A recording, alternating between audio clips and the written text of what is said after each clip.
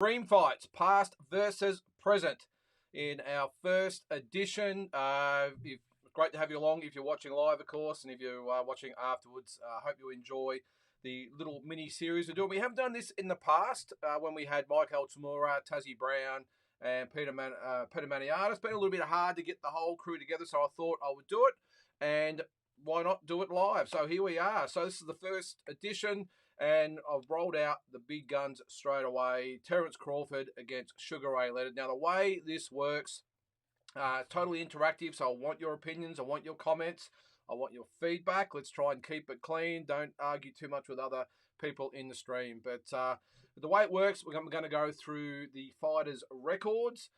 Then we'll work on a little bit of their strengths and weaknesses. And then, of course, who wins and why. So, look, this is a really, really tough fight straight off the bat to I suppose, adjudicate or judge or comment on, because these are two great champions. Now, the fight is going to be at welterweight. You see behind them the T-Mobile Arena. That will be the arena where the stage will be set for one of the most epic welterweight battles of all time, and we'll make it for the World Welterweight Championship. Both fighters, former World Welterweight champions. So, as I said, I want your comments, I want your feedback, I want your picks as we go, and let's see how we go. Actually, we'll do the picks right at the end. I want to hear your reasons and why. So what we're going to do, let's start with Terence Crawford, Terence Bud Crawford. You can see there, 40-0. Just an unbelievable world champion, 3 divisions. Let's start at the bottom. Turned pro in 2008 with that first round knockout of Brian Cummings. We'll go through to a couple of his better wins there, and his, what is it? Who's that there? Starvey. How are you, Starvey? Welcome to the show. Let me know your feedback. Great topic. Thank you, mate. Really appreciate it. Well, let's get your feedback as well. So we're going to go through the records now. So you can see there, scrolling up, let's see, there's Adam Kelly. How are you, Adam? Welcome to the show. Make sure you give us your feedback, mate. We're just going through the records as we speak. All right, so Terence Bud Crawford, when did he win his world title? You see probably his first sort of big-ish fight, I suppose, was that win over Alejandro Sanabria for the WBO regional belt, I suppose you'd call it. That was at lightweight. We'll keep moving through. There it is. Ricky Burns was his first world title win in 2014, March the 1st, in Glasgow, Scotland. So an interesting place to go for his first world title fight. Love to see that, where fighters don't care where they have to travel to get the belt, especially when you're a talent such as Terence Crawford. So you can see there, unanimous 12-round decision there, 8 rounds to 4 on 2 of the cards, 9 rounds to 3 on the other card. Yuriorkis Camboa with the 9th round stoppage for the first defence. Also defended against Raimundo Beltran, or Ray Beltran. Great guy too, by the way, Ray Beltran. I've met him before. So 12-round decision. Also with the 6th round stoppage of Thomas Dulorme. That was, when was that? That was in Arlington, Texas. We'll keep rolling through these. Had a lot of fights. Just sort of go to the greatest hits. So Deary Jean, Henry Lundy, Victor Postel for the super. Actually, it wasn't for the super lightweight belt. That was against Delorme. So that was for the WBO version. Defended it once or twice. Then against Postel for the WBC version. John Molina Jr., Felix Diaz, Julius Indongo, and then of course our man Jeff Horn. I was actually at that fight at the MGM Grand with the 9th round stoppage of Jeff. He was brave, but nowhere near the class of Jeff Horn. You can see there with the win over Jose Benavides Jr., TKO in the 12th round. Then he had the 6th round stoppage of Amir Khan. Defended again against the Russian there. Cal Brook, another good win, 4th round stoppage. I'm pretty sure that was in the bubble. The bubble at the MGM Grand. Not much atmosphere there. And then Sean Porter. So you can see there, after defeating Jeff Horn, put a real good block of wins together. And then what have we got there? Errol Spence Jr., of course, was the crowning moment with that 9th round stoppage. So probably out of all those, obviously you've got to count the world title wins, but I would probably put in, obviously, Errol Spence Jr., Sean Porter, Cal Brook, Amir Khan was probably on the way out. But what it says about Terence Crawford is that there hasn't really been a fight where you think he's in trouble. Kell Brook started really well against him, but of course got stopped in the 4th round. He's probably had a few that have gone okay. I'll let you guys put those in the chat there of your comments on it. But I don't think there's ever been a real fight. I think Sean Porter had him worried at certain stages, but picked it up when he really needed to. What I'm probably trying to say is that Terence Crawford, one of those guys like a Sugar Ray Leonard, who could start slowly, he could fall behind, but when he really needed to crank it into gear, he had the ability, but also the heart and the belief to get the job done. And how many times do we see Ray Leonard do it, Sugar Ray Leonard do it, but also Terence Crawford, where just when he needed to, just click it into overdrive and he got the job done. And probably the most recent one is Sean Porter, where I'm pretty sure he was behind. What are the scorecards there? So it was actually up 87-84, 86-85, 86-85. So it was sort of close-ish, but a lot of people had Porter in front. And what does he do? Turns the screws in the 10th round and gets Sean Porter out of there. So just a great champion from lightweight up to welterweight, and a very, very great champion. As I said, 40-0. What's next for him? There has been talk, of course, about Tim Tszyu, but that's another chapter to be written. So there it is, Terence Bud Crawford. Let's go to his opponent. Actually, before we do that, let's get to Starvey. Bud could give any welterweight trouble, but just so hard for me to bet against the prime Sugar Ray Leonard in a big fight. Leonard, hand speed, movement, and his will to win are just hard to overcome. Yeah, good point there, Starvey. Let's go to the man himself, Sugar Ray Leonard, record of 36-3-1. We'll go back to his record, and those, apart from the first loss there, the other 2 losses were late in his career, but we'll get to that. So we'll start at the beginning. Obviously, a USA gold medal Olympian from the 1976 Olympics in Montreal. So you can see there, turned pro with a 6th-round decision over Louis Vega. He was pretty much fast-tracked, if I can recall. Had his first world title win. See, actually there, Floyd Mayweather with a TKO in the 10th round, completely outclassed Floyd Mayweather. And below that, if you're not familiar with it, that's Dickie Eklund. That is Mickey Ward's brother, portrayed in the movie by, what's his name, out of Batman, Christian Bale. So there you go. So Randy Shields was probably, look, Floyd Mayweather was an honest fighter, certainly wasn't a superstar by any means like his son. But you can see there it's 15-1. I thought Randy Shields was a really good test for him. Then just looking at his first world title win, it was, where was it? Wilfred Benitez. There you go. Now, what's interesting about the Wilfred Benitez win is the fact that Benitez would also go down as an all-time great and was this close to being not necessarily the Fabulous Four or whatever they call it, but it could have been Fabulous Five, because Wilfred Benitez, if he had fought Marvin Hagler, would have fallen into that group. He, of course, fought Sugar Ray, Thomas Hearns, and Roberto Duran. Won a world title, by the way, at 17 years of age. Now, my son has just turned 17, and to think that you could win a world title at that level, you can see that the WBC welterweight title is just an unbelievable thought. So there it is. Wilfred Benitez gave him his first loss, stopped him in the 15th round at the Caesars Palace Sports Pavilion, had the knockout of Davey Boy Green, and a sensational knockout that was, and then lost the bout, surprisingly, or not probably surprisingly if you're a fan of Roberto Duran, in Canada in 1980, in one of the most anticipated fights of all time. Gained revenge in the rematch in 1980, later in that year. Interesting fact about that fight is that they wanted Roberto Duran as quick as possible. And you can see there by the date, it was only 5 months later. Roberto Duran had a habit of getting lazy, eating, getting fat in between fights. And they wanted to, and not that that took any away from the performance, by the way, but just a side note that Roberto Duran apparently, put on a lot of weight, and they wanted him straight away, and they got him. He had to lose a lot of weight. Who knows whether that contributed to the no mass incident? We will never know, I suppose. But you can see there, Larry Bonds was the next one. And then he went up and beat Ayub Kalouli for the WBA 154-pound title. Went back to welterweight and probably scored, I think, probably his second best win of all time. That was obviously Marvin Hagler would be his first one. But what I loved about this one, he was behind on the cards, if I can remember, there was at 120, so he's behind 122, 124, 121, 125, 122, 125. So he needed a knockout in the last 2 rounds to win that fight after round 13, and got it in a true case of just an unbelievable heart. And as I said at the start, the belief in himself. So 14th round knockout of Thomas Hearns, who would just be kicking himself that he lost that fight.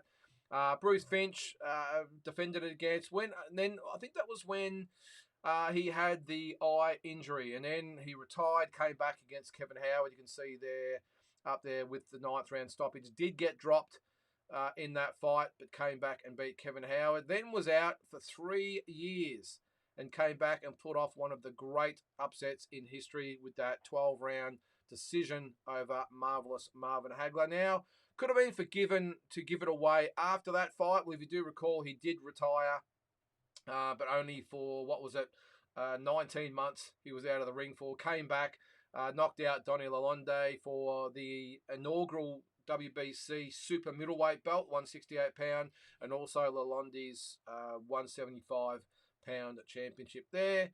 Then he was out for, actually he didn't retire after that, he fought Thomas Hearns. I thought was very, very lucky to get the draw in that fight. I thought Thomas Hearns won that.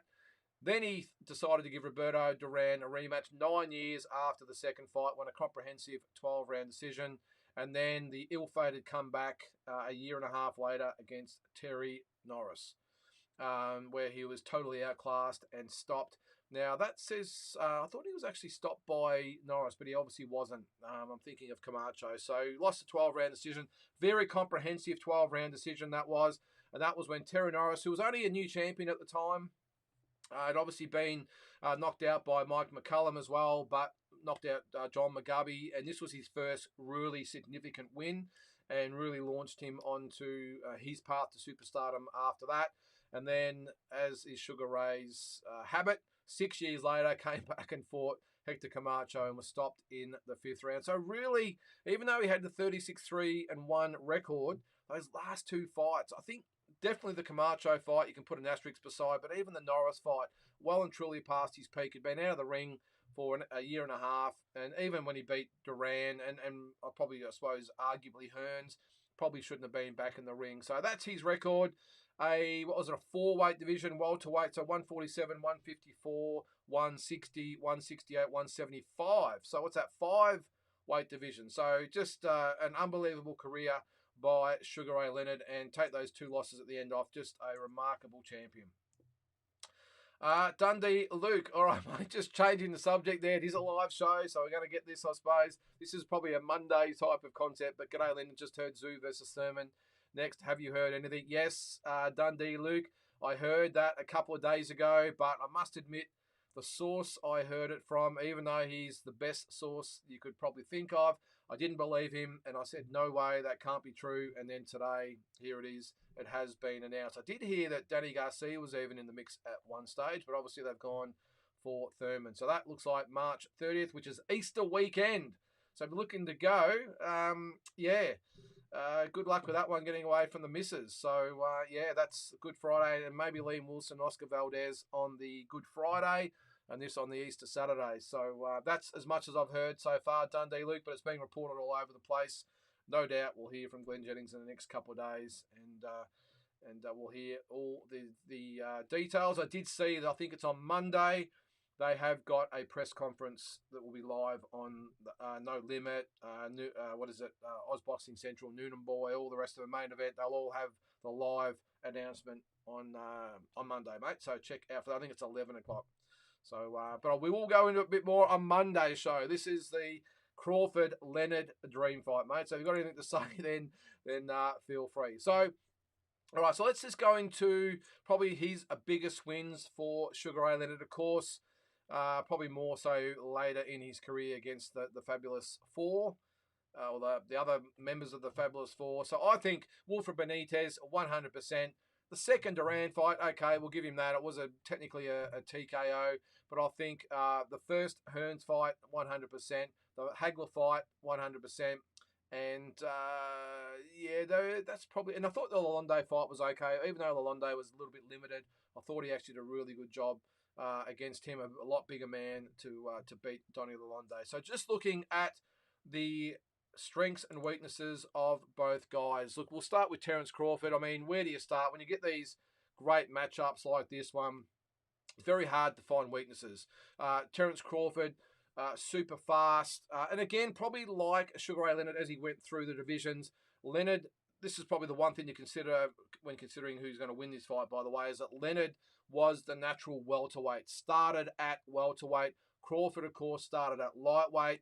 Unified the division, went up to 140 pounds before going up to 147, which he's at now. So I think the strengths and weaknesses, as I said, I can't find many weaknesses with Terence Crawford, except for the fact that he can switch off occasionally and go to sleep and allow his opponent to maybe get some momentum, score some points. But I get sometimes he's almost one of those fighters where that happens because he's so good and so vastly superior to most of the opponents that he's fought.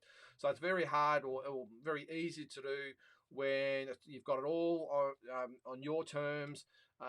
You're finding it quite easy to handle your opponent, and as I said, you can tend to switch off. So that's probably his only flaw. Can get caught occasionally, but again, that's from probably, as I said, going to sleep.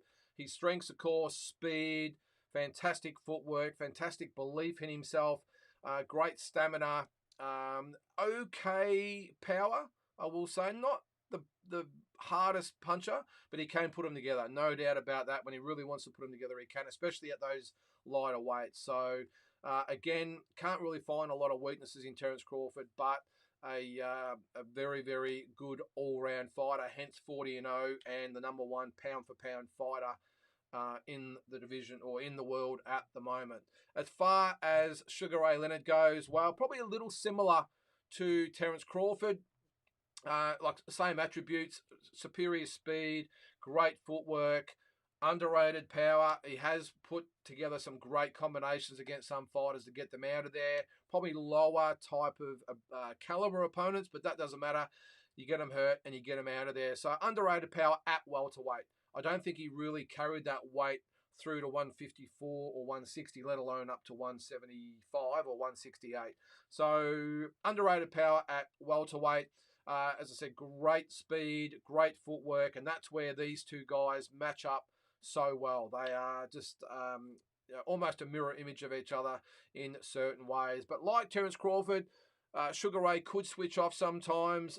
You could probably argue that he did it against Thomas Hearns. I think that it was as Thomas Hearns fought a great fight and did enough to. I think it will be underrating Hearns's achievement in getting ahead in that fight by saying that Sugar Ray switched off. But there have been some others where that did happen, and he was able to switch on and get the job done. So Sugar Ray Leonard, 5-time world champion, an amazing athlete, great for the sport as well. And that's probably one area where it did differ from Terence Crawford. Sugar Ray was the matinee idol. He was a crossover superstar. Whether you're a boxing fan or not, everyone knew Sugar Ray Leonard. He had those legacy fights as well. He had the Durans, and he had the Hearns, and he had the Haglers, and even throw Wilfred Benitez in there, like I said earlier. Whereas you look at someone like Crawford, apart from Spence, hasn't really had that legacy fight apart from that one, and that's why that's probably where they differ. And that's not taking anything away from Terence Crawford's ability, but apart from the Spence fight, hasn't had those marquee fights. I know you could probably throw up the Porters and Brook and Khan and these types of guys, but for me, not really those really all-time greats. D Styles there, how are you, mate? Good to see you're still up, mate. I know what time it is over there, but thanks for joining in the show. Is my volume low, is it? Sorry. It might be your computer. Let me know, guys. I'll turn it up a bit if I can, but I'm not quite sure what's happening there, mate. Actually, my mic. Let's see if I can see the volume of that. I'll turn it up a little bit. How we going? That's a little bit louder there, guys. So see how you go. D-Style, really interesting to hear your thoughts on it. I know you did send me a message earlier. Oh, it's 1 a.m., so it's not too bad over there. I want to hear your thoughts, D-Style. I think you did send through earlier that you thought that Sugar Ray Leonard would win 10 rounds to 2. Probably a little bit, a bit of a slight on our man, Bud Crawford, I think, but I'll get to my pick in a minute. But I'm interested to hear why you thought Sugar Ray Leonard would win 10 rounds to 2. Okay, so you can still hear me. That's okay. I'm assuming I've got the volume turned up there, mate, so I'm assuming it's not too bad. So apologies to anyone out there that hasn't been getting my volume that well. All right, D-Style, let me know your thoughts. Anyone else out there, let me know as well. There's not many of you out there watching at the moment. I get that. It's probably not the type of thing to do live, but I thought while I'm going to record it, I may as well do it live and give you guys some feedback. So let me know. And just before I go, before I give my tip, if you're watching tomorrow morning, 11 a.m. Australian time, I will be on the round table with D-Style and the gang. So make sure you check that out. All right, so on to my tip for the fight. Now, as I said, the strengths and weaknesses of both guys have been through very, very similar styles, similar speed, footwork, power, everything. Everything I think is very similar except for the marquee appeal of both fighters. I've got a quick comment from Starvey. Sugar Ray Leonard coming off a 3-year layoff from career-ending eye surgery to go into middleweight against Hagler and beat him was astonishing. Yeah, it was. Looking back at it, Starvey didn't seem that much of an upset considering the status of Sugar Ray Leonard, but to think that he came... I mean, I remember at the time, everyone thought that Leonard was just being thrown to the slaughter. He was just being thrown in there. It was a silly move by Leonard. I think the only person that thought Leonard could win was Leonard himself. So you got to give him full credit for that. Someone with that amount of belief in himself. D-Style says Leonard's hand speed plus footwork plus power. That's what I said before, D-Style. Leonard had underrated power. And when he had you hurt, he was a great finisher. So that is the difference between the two. So where I stand for both of them. Okay. I think the fight would be a very technical fight. I think the fight would take a long time to get going. We could be sitting at 6 rounds and pretty much have a 0-0 draw. That's the way I see it. It's interesting to see who would take centre ring, because when you think about it, both guys were great on the back foot, but also when they decided to take centre ring, very, very hard to beat. We've seen Crawford do it against Spence, take centre ring and really hunt him down, but also with Sugar Ray Leonard against a Thomas Hearns. And even in the second Duran fight, and even to some extent in the first fight against Duran, in some respects, he took centre ring. He did it against Benitez as well. So not scared to take centre ring. And this is probably a little bit of the myth of Sugar Ray Leonard, that he was purely a boxer. But when he took centre ring, he was very, very tough to beat as well. Starvey says, who do you think has the higher ring IQ? Yeah, really good question there, Starvey. Sugar Ray Leonard or Bud? I'd personally go with Sugar Ray Leonard. Yeah, I think that's a close one, Starvey. And look, we tend to rate the past fighters probably a little bit higher than the current day fighters, just because it takes time. It's almost like the myth grows over time. And I'm sure in 20 or 30 years' time, we'll be saying the same thing about Terence Crawford. But look, if I had to pick one, I would probably say Sugar Ray Leonard. I just don't think we've seen another fighter like Sugar Ray Leonard for a long, long time. Probably the closest, probably apart from Crawford, I think would be Floyd Mayweather. And here's one I'm actually going to do next week on our talking point, as where does Floyd Mayweather rank in boxing history. I'm really keen to hear your thoughts on that one, but that'll be next Thursday night here on the channel. But as far as Bud Crawford goes, as I said, he's probably the next one in line after Mayweather, who I think could match Sugar Ray Leonard for pure IQ and ability overall. So this is why it's so hard to pick, because as I said, after 5 or 6 rounds, let's just say the halfway point, 6 rounds, I think it'd be 3 rounds each. I don't think either one would really be looking to open up, because they're very conscious of the other one's ability to counterpunch. Both great counterpunchers as well, as we know. So I'm probably thinking they would take turns of taking centre ring, maybe take turns of boxing, and it would be not that exciting of a fight for the usual fight fan out there. For the boxing purists, they would absolutely love it. Probably a bit like Haney and Lomachenko recently, where just a chess match and it was just beautiful boxing. This is where I see this one, is who's going to blink first. I get the feeling that in the second half of the fight, you would start to see Sugar Ray Leonard just start to pick it up a little bit. I think he would be the one that would start to pick it up. And Crawford would probably be the reactor, although I could easily see it the other way around. But I've got to make a decision, so I'm picking Leonard just to pick it up a little bit more than Crawford, have a little bit better work rate than Crawford, and I think just start to get the edge in the rounds. And when I'm saying the edge in the rounds, I think every single round would be super, super close. but I just think Sugar Ray would just do enough. You know, he was renowned for those flurries. He did it, against Hagler, of course, where he would just flurry into the round or pull something out that would get him the attention of the judges' scorecards. Just do enough. He was the master. Just a comment from Starvey there. Hearns always said would give Floyd massive problems and beat him. Yeah, well, that's probably another dream fight of another time there, Starvey. We did actually do this, Hearns and Floyd, in a previous dream fight episode when I had the boys on. And I think I was the only one that actually went for Floyd Mayweather, only because I could compare him so much to Sugar Ray Leonard. Not so much style-wise. I suppose earlier in his career as a lightweight, super featherweight, whatever it might have been, or 140. Actually, I think he might have jumped 140, didn't he, Floyd? But anyway, at the lighter weight, he was a lot more explosive. But at welterweight, which is where they would fight, or would have fought, I think he obviously slowed down a lot, really picked his punches a lot, did Floyd, and wasn't anywhere near the explosive fighter that he was at the lighter weights.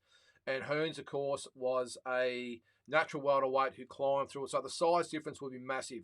I picked Floyd Mayweather. Excuse me as I scratch my ear. It's a bit itchy.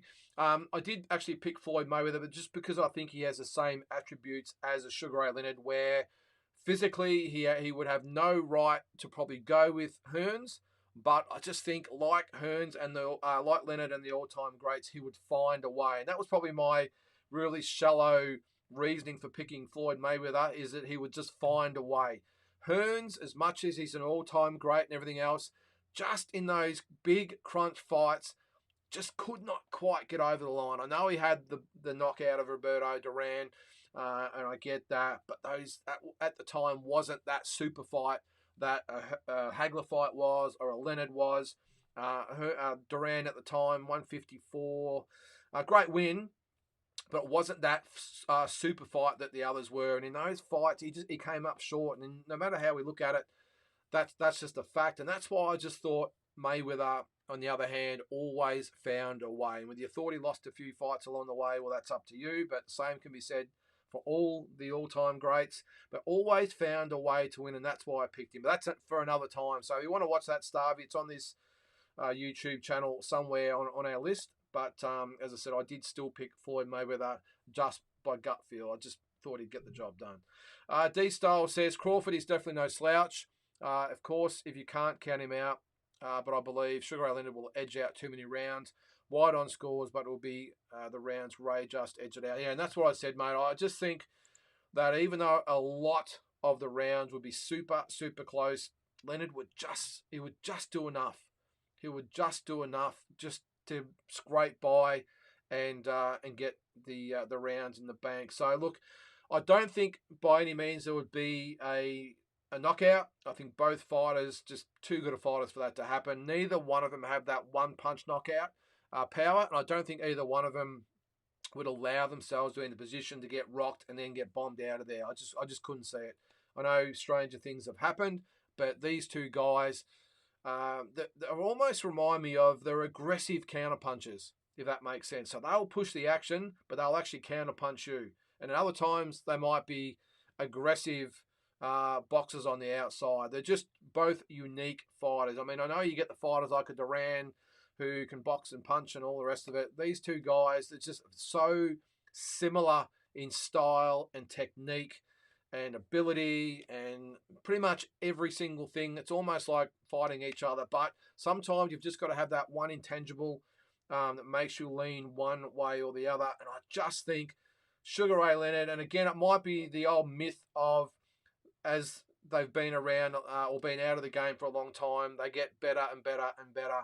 Like, we look at all the old champions and think today's fighters would not be able to match them all. That's just not true, is it? So, and I think Leonard's at this stage now, and maybe Leonard back in the day. I remember lots of fight fans back in the day said he wouldn't hold a candle to Sugar Ray Robinson, and so that fight is similar to this one. I think 100% Sugar Ray Leonard would have given Sugar Ray Robinson all he could handle. Maybe that's another dream fight down the track on another one. But so for this one, I think that Sugar Ray Leonard would get a very, very, very close decision. Well, actually, I'll take that back.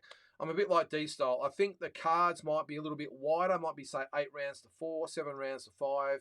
but I think most of the rounds will be super, super close and could go either way.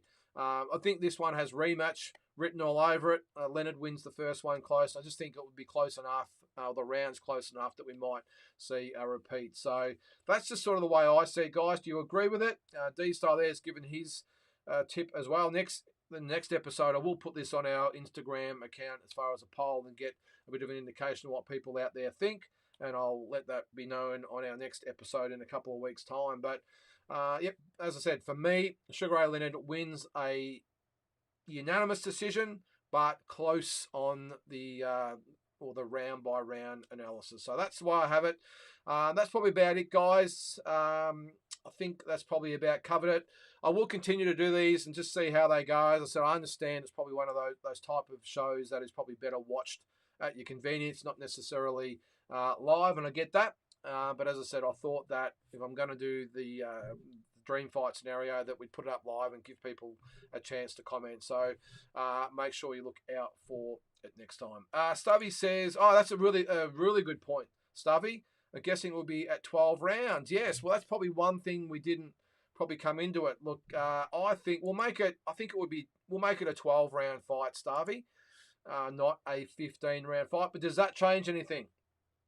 I don't think it does. I think if it was a 15-round fight, I still think you would see Sugar Ray Leonard win enough rounds, maybe 9-6, something like that, I would think, as far as the rounds go. I don't see, well, we never know, because Terence Crawford's never fought a 15-round fight where Sugar Ray fought a couple of them, without looking at his record. I'm sure there was 2, 3, 4 fights that he went 15 rounds. So we know that Sugar Ray Leonard got stronger as the fights went on, so he's got no problem. And I've got a feeling that Terence Crawford would be exactly the same. We've seen him come out, 10th, 11th rounds and really win the rounds big, so I don't think that's a problem. And great fighters like Terence Crawford don't struggle later in fights. So that's probably why I don't think it matters. But I'm going to pick, if it's a 15-round fight, I'm going to pick Sugar Ray Leonard 9 rounds to 6. If it's a 12-round fight, I'm going to pick Sugar Ray Leonard 8 rounds to 4.